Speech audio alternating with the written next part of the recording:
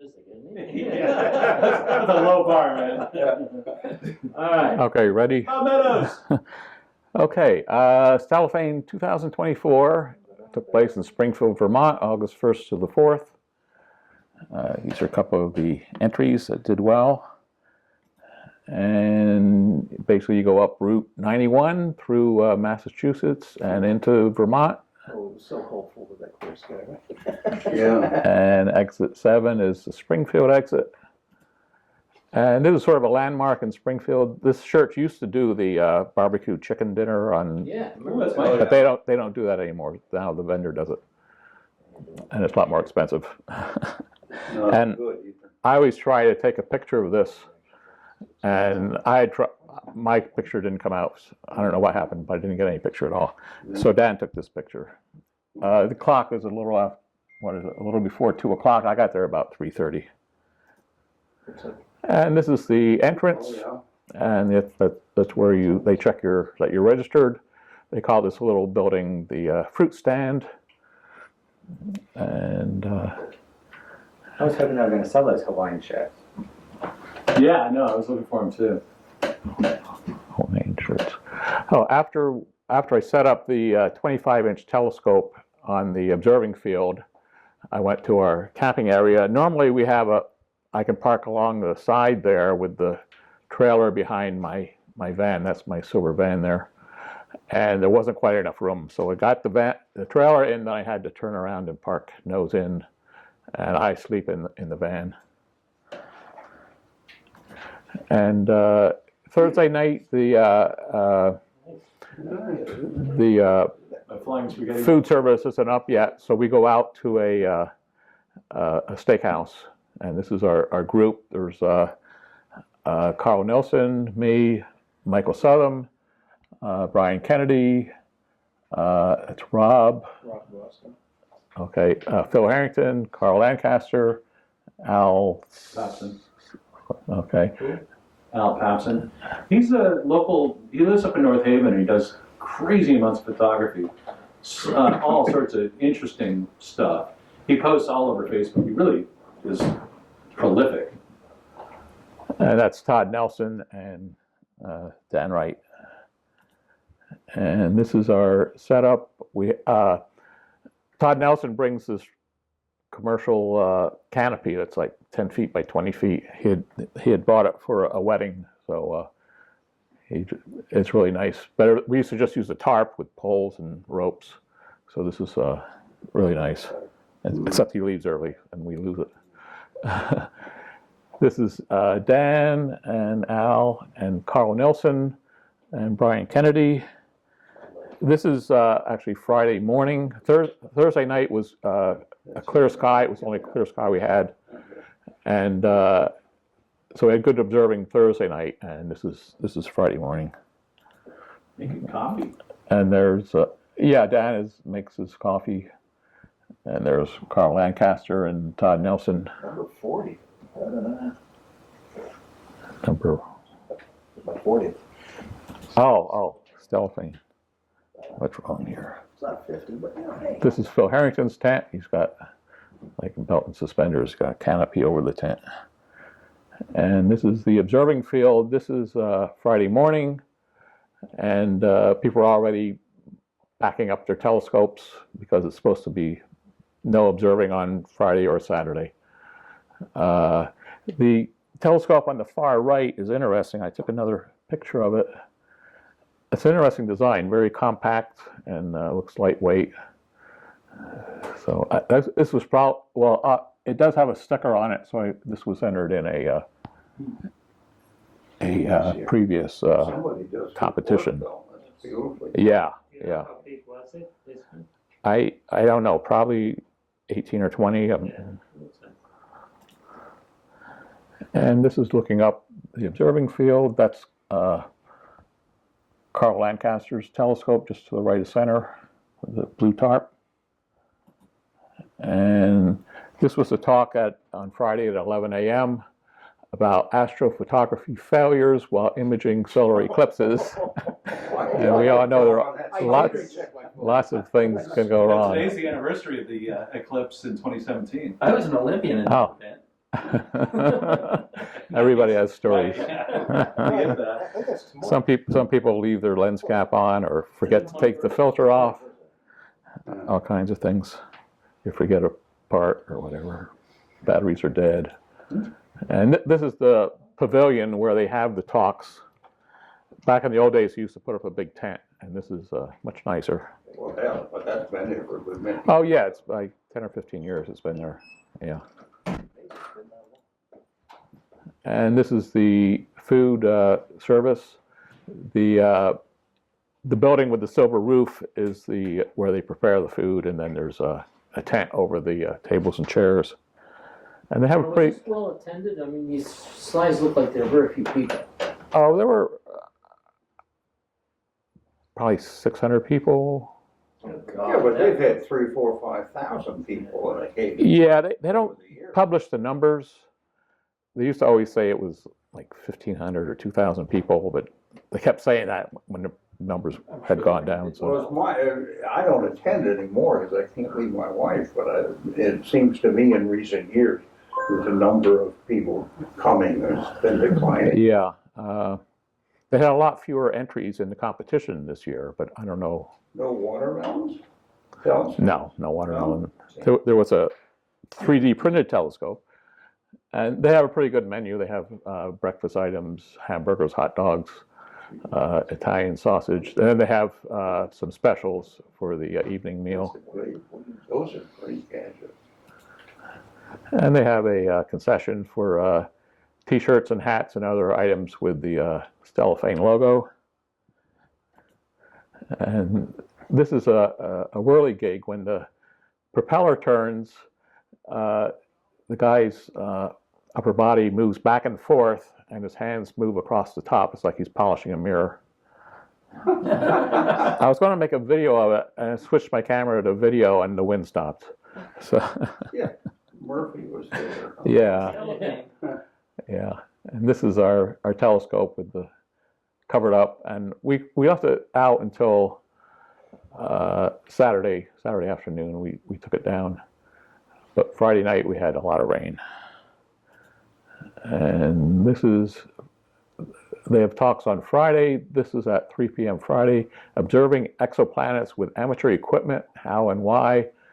And this is basically confirming exoplanets as they transit stars. So you have to stay on a star and watch for a very small change in brightness. It's usually less than 1%.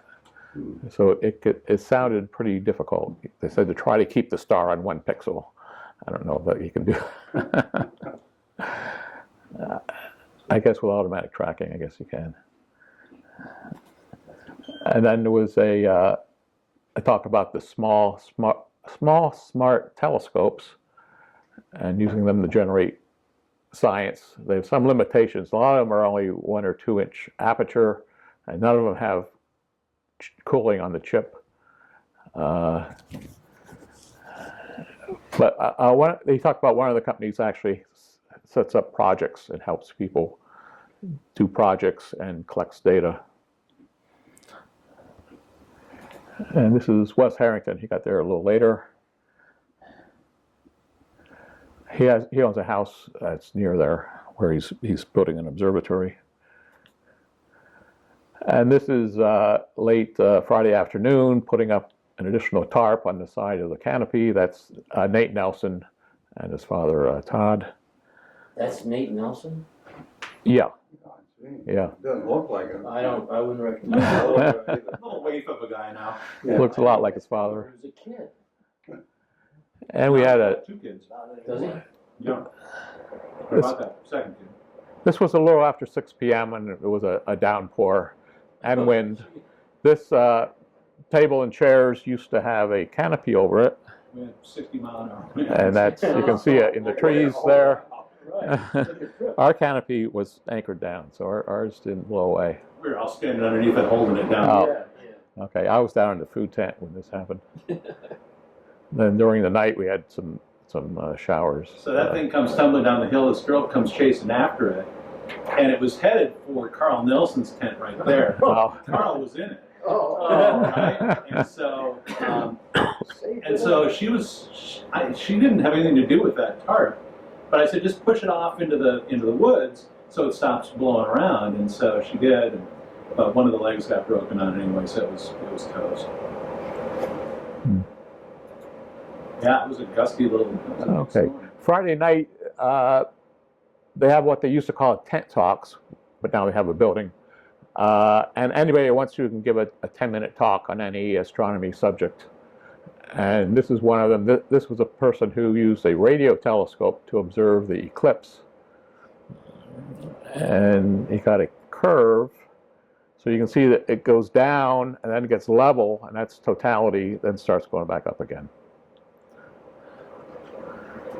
And these are some pictures, some very early Stellafane photos. These must be from the 70s. Oh, look at that. That's the old campground that eventually became a Christmas tree farm. And I remember the year it started. and this was the Saturday night talks in front of the Pink Clubhouse with a screen set up by the turret telescope. And then Joe Rayo gave a talk about comets and about how sometimes there's a prediction of a big comet and then it fizzles. So we have one. Coming. We have one coming. There's This one. Atlas 2003. Yeah, that one. Yeah, it's on. So it should be. It may be really good, or it may fizzle. You don't know what's here. Go with low expectations. I think be in- pleasantly surprised if you see something. Yeah. Let's hold on that press release. Right. I've sent a couple things on socials about it, though. Yep. You know, we'll see. Fingers Yeah. crossed. So Let the hype begin. on Saturday morning they have swap tables where anybody can sell astronomy-related products, and it's non-commercial, so it's all amateurs selling equipment. And here's some books. There was some rain on and off, so we think that reduced the activity there, but it seemed like quite a few people. Here's some You telescopes. get rid of a lot of stuff with that thing. Yeah. Yeah. I think they were sad you weren't there this year, Martin. You always unloading a bunch of crap. I know my car would shrink after I loaded it. This is a 12.5-inch telescope on a ball mount, and that was priced at $1,250. Yeah, no. Not good for imaging, but good for That's Gazing. Paul right next to it there too, right? a what? The guy that fixed our dome. Oh, is it? Yeah. Oh, I didn't realize that.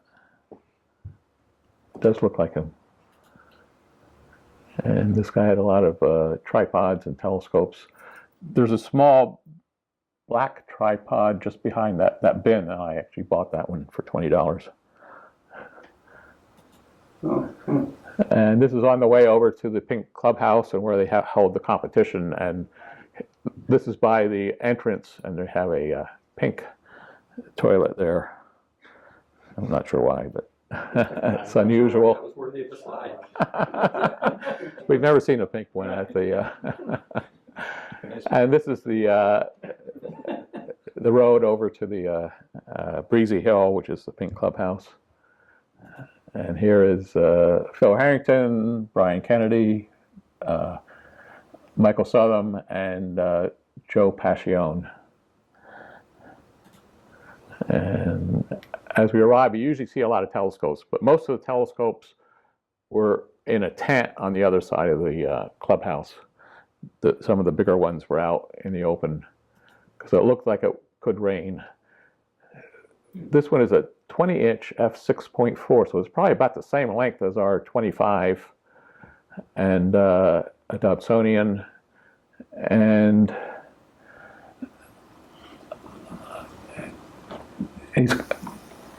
it's not real showy, but it's very functional.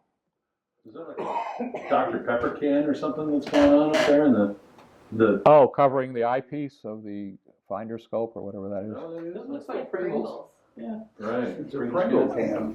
I think it is a Pringles can. Yeah, I think you're right. Hopefully an empty one. And that's his ladder. This is a ladder like they use for picking fruit, like cherries or peaches. Scope and sphere. So this is designed to be able to go up in between tree branches. So, and it's got a wide base and just 3 legs, so it doesn't wobble like ours does. There's a blue 5-gallon can on the right side. That's a cooler, and you fill that with ice. There's a fan blowing air into it, and the air comes out the pipe, and you put that blowing air when the telescope is covered up. You can use that to cool the telescope. But And your beer. yeah. So that was entered as a That's a neat idea. yeah. I don't know if it's worth it when you're sitting outside. You don't really get a lot of temperature change. Now you can start the dew early. Yeah. This one I think was from a previous competition because it wasn't entered this year, but it's a travel scope. You can see the poles have joints in the center of them, so they can be, each pole can be made into 2 pieces.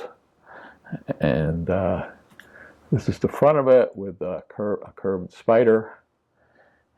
And this is the base. And you can see it has springs rather than having counterweights. It has springs. That can be difficult to get tuned just right, but it saves a lot of weight. There was an article in Sky and Telescope maybe 5-10 years ago on how to calculate, Oh, yeah. and, make it. I think sometimes they- balances at all yeah. latitudes of the scope. Sometimes I use a cable, a spring with a Yeah. cable. Yeah. I think I've. uses springs. My 18 uses springs. Oh, it does? Yeah, they're hidden inside the Yeah. blocks of rock. Yeah. Yeah. They're just the right length. And as you go down, the spring stretches, so it exerts more force. Funny sound you hear when it's going all the way down. That's a spring. No. Okay, and this is a 10-inch f6. The tube is a sonotube covered with a red oak veneer. And it's a 10-inch and it's a 14-inch tube. That gives you a 2-inch space all the way around, so that eliminates tube currents. And this won first place in mechanical design and first place in craftsmanship. And they have a separate category. Yeah. They have a master class. If you've won an award before for a telescope, then they put you into a separate category, just competing with other people who have won before. So this guy has not won an award before. So you got the regular first place in mechanical design, first place in craftsmanship. I have some more. You look telescope. You can see that the base is really nice looking and Yeah, they do a nice job. lots of racing. And on the bottom, there's a dial. So if you line this up with north, it'll tell your azimuth, and use your computer to get the azimuth and elevation. And on the top is this little orange box, which is a angle indicator to tell you what your angle of the telescope is. So that gives you your altitude. Well, how does he get the signal out of it? I think that tape is is just holding a filter to reduce the brightness. So it's a display. Yeah, the display. I have one something like that, or Yeah. like that shape. So it's not hooked up to a computer. It's just you can read off. Yeah. If you look up the altitude and azimuth of the object you're going to, you would just adjust it to Dial it the in. Yeah, yeah. it works very nicely. Actually. yeah. And this is a shot of the top of it with the tail rad and the finder scope and the focuser. And most of the entries were in this tent in the back. Nobody there. Yeah, it was kind of a crickety year. This is a 6-inch f8 restoration, and that was done by a boy who won the Junior Special Award. I think this, in the past, this had won some awards. And there he is. And this is a binocular telescope. It's 200 millimeter f4.5 refractors, and it won first in mechanical design for the master class, first in craftsmanship for the master class, and innovative component for interocular adjustment. And the upper left telescope is actually on rails and can move side to side to adjust the eye spacing. And this is the tripod made out of hockey sticks with steel cables to limit how far they spread. That's a neat idea. And the slot on the back is for putting in filters, and the two knobs on the back are for aligning to make the two telescopes parallel. If you do the tripod, see how it's like a triangle, each leg? If you look at the binocular mount, right behind it's the same thing. It really makes it stiff. It makes it like rock solid if you do it right. Yeah. Yeah. And this is the guy who built it. And you can see that the right eyepiece is the one that moves left and right, and the wooden is my cursor? No. You can see the top of a wooden wheel along the left edge, and that's the dial for moving the eyepiece spacing. Interocular. Yeah, yeah. Okay, and this is just a 6-inch f4 Dob.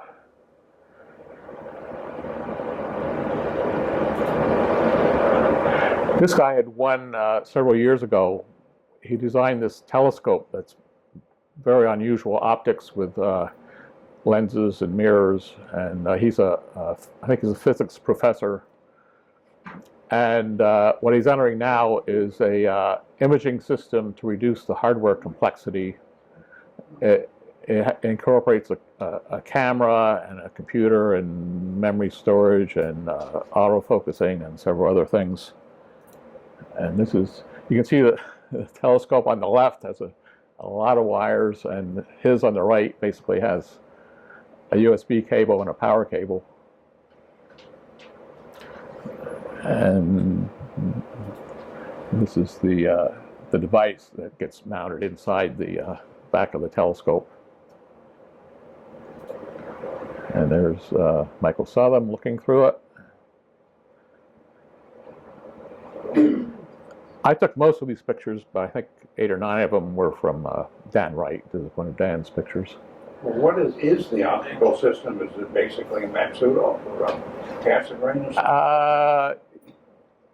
Well, it's a variation of that because it's got some lenses in it. I don't remember exactly what it was, but Corrective lenses? yeah. Well, they're doing that now, I think, with the Celestron. The newer ones. In fact, one we have up here. Yeah, it's very compact. You can't really tell, but it's only like 8 or 9 inches long. It's Really? very compact.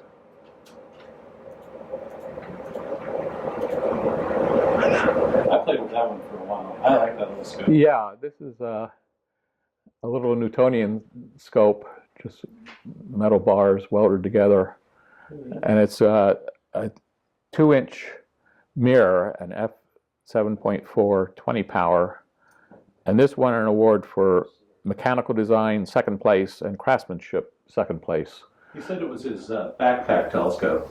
So he throws that in his backpack, right. climbs up on mountains, and Yeah. uses it up there. I mean, that's He just holds it in his hand? yeah. Yeah. Yes, that's how I was doing it. It's But only, if you sit down and you kind of rest it in your lap, you know, if you rest it on your leg, you can use it pretty well. It's easy to use. Really? Interesting. Yeah. there's Phil Harrington holding it. In the past, they said you couldn't just enter an optical tube. You had to have a mount. It had to be a telescope. But they've changed the rules, I guess. This next guy has a Richfield telescope, and he tried to enter it as just a handheld telescope. They wouldn't let him some years ago. So he made this mount for it. It's a 4 1/4 inch f4. Has a 5-degree field at 13.6 power. Yeah, it's got the Byers clock drive gear. I think I have a fire set somewhere. I never used it. I found one for $20. And this is a Dobsonian entered by Al Washburn from the New Haven Club, the 10-inch f7 Dobsonian. Nothing wrong with profit. And there's a picture of me with Al Washburn and his wife. And Al still doesn't know who I am. Really? Ever. I thought he might be here tonight. No, I've known him now for what, 15 years? So that's amazing. But whatever. It's hard for someone to forget you, I would think. Yeah. We're trying. We're trying. trying. We've been trying. Haven't worked yet. You need an effort. How can he not? I don't know the guy. This is a 12.5-inch f5. I'm surprised that it's painted flat black. It'd be Is that impossible to see at night. That's a son Is that plywood? Right, it's a sonotube and then plywood, I guess.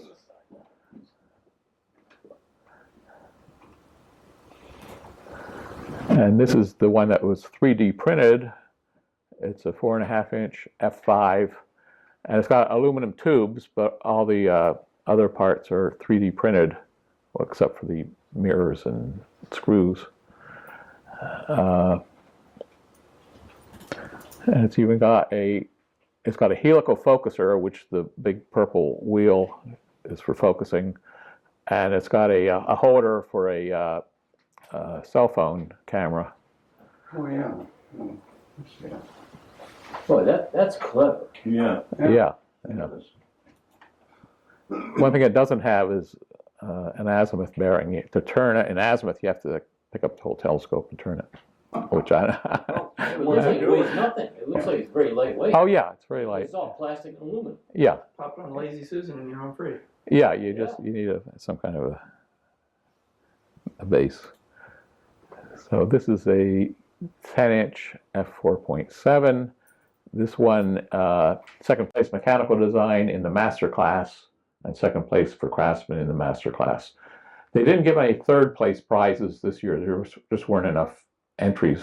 It doesn't seem like there are very many entries at all. Usually that field was covered. On the list, there were 20 on the list, but only 12 of them actually had pictures. I think there were a few that they missed, but a few more than 12 entries.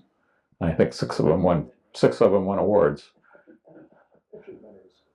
Yeah, but those are carbon fiber trusses that got on it. Well, they're actually wooden dowels covered with vinyl.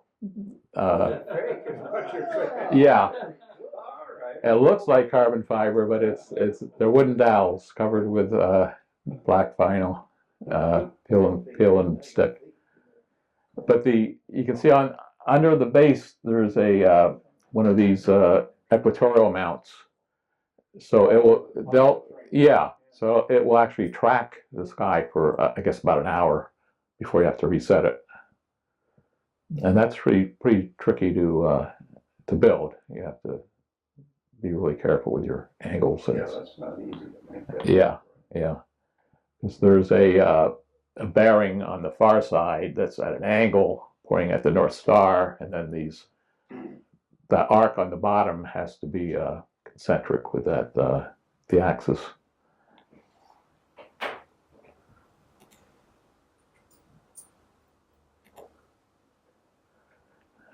Yeah, this is entry, you can see on the card there is entry number 19.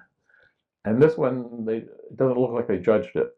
This is a collimation tool using a laser pointer. It's a clever idea, an inexpensive way to make a pretty good collimation tool. And it's got the opening on the side with the diagonal, so you don't have to stick your head inside the tube to try to see the light coming back. And this is the Pink Clubhouse, and this is the 100th year of the Pink Clubhouse, 100th anniversary.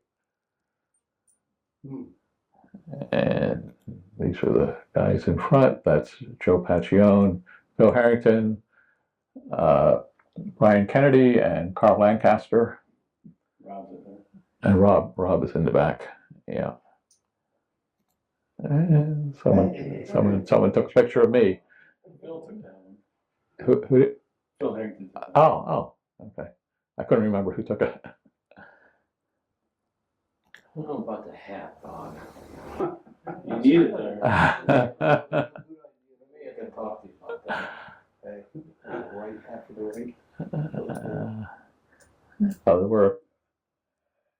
There was one here that I had missed. This is antique restoration. It's an 8-inch f10 German equatorial mount, and it's got an interesting mount with the tripod forms the angle for the Or, yeah. interesting.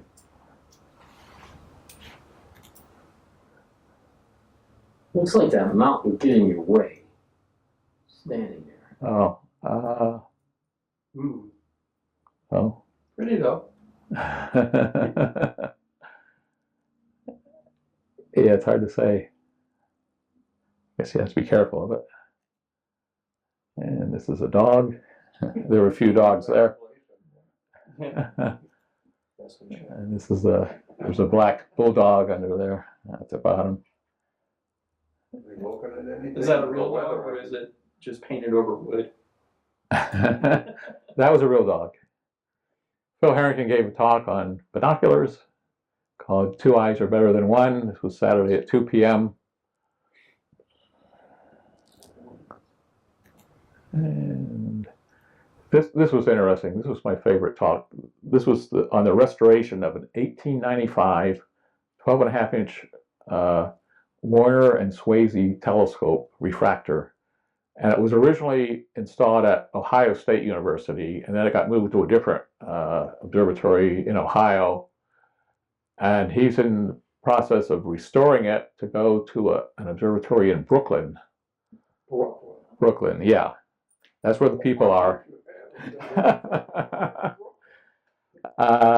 He said that there's a 12-inch telescope at the Griffith Observatory, and that's looked through by more people than any other telescope in the world. Really? And that's in Los Angeles.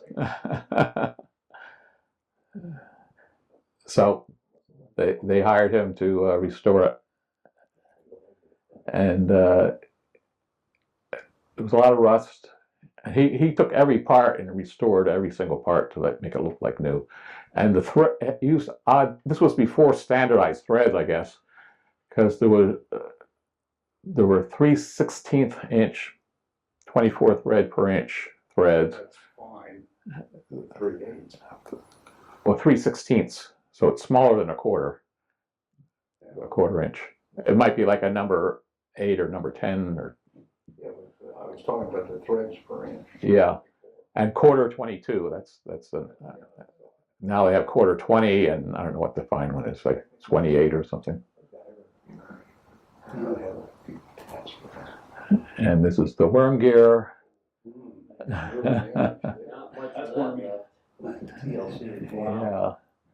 this was at the top and bottom. They had these doors you could open to allow air to flow through to get rid of tube currents. And these are some threads that are quick connect interrupted threads. So you can slide the two pieces together and then turn it and engage the thread. So it only takes a fraction of a turn. And this So is it's not the restored. focuser. It's not finished yet, but it's almost finished. And this is his son cleaning the tube with a 1500-watt laser, which vaporizes the paint and rust, but doesn't hurt the bare metal. You're kidding. 1,500 watts, that's a pretty hefty laser. It makes like a line, and you move it across here, and then it goes from totally rusted to brand new. It's great. It's a great tool. Okay, this is going to be installed in Red Hook, Brooklyn, at the Pioneer Works Observatory. It seems to be an old building that they're restoring and making into an observatory, because they have to put these gigantic beams across the top of it to support the observatory. And then the next talk was at 4 o'clock, and that was Open Clusters and Stellar Associations. And this is by Larry Mitchell, who's the guy who does the observing Olympics. He makes a list of objects, and if you observe a certain number of them, you get a pin. And that's a lot of fun, but we were having trouble. Well, we only had one night, and I was having some trouble with the go-to. So I think Michael did it, right? Yeah. Yeah, so Michael, so this year? completed it. I didn't. So then, this is Saturday evening. They had their barbecue choice of chicken or ribs. You had to order in advance and pay in advance. And this is the tent with the tables and chairs. And this is amazing. On a Saturday night, the observing field was almost empty. That is amazing. I've never seen that happen. Usually there's a chance, and so people keep their telescopes up, but there was no chance. And we had taken down the 25, and I parked the trailer there by the observing field. That's our white trailer. And this is looking south. I don't know if you can tell, but it's solid clouds. And here you can see the crowd. This is the Saturday night talks. It was pretty well filled, I guess, but I'm not sure how many that is, but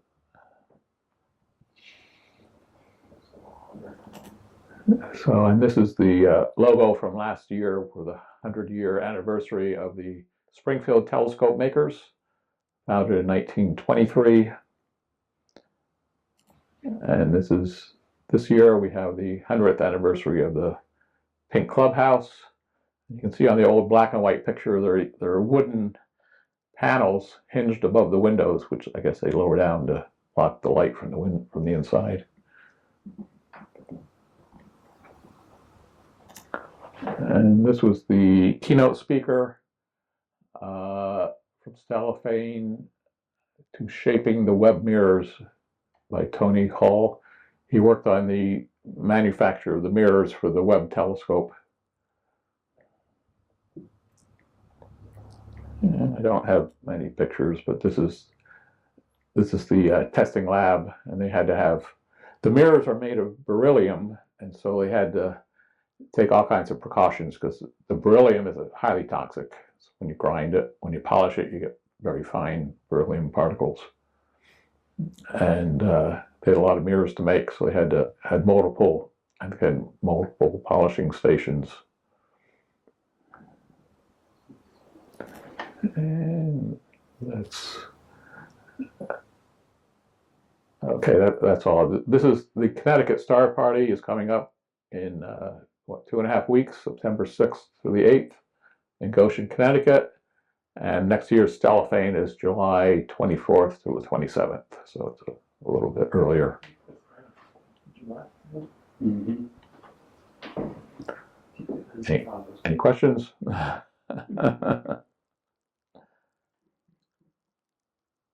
Thank you, Mark. Okay.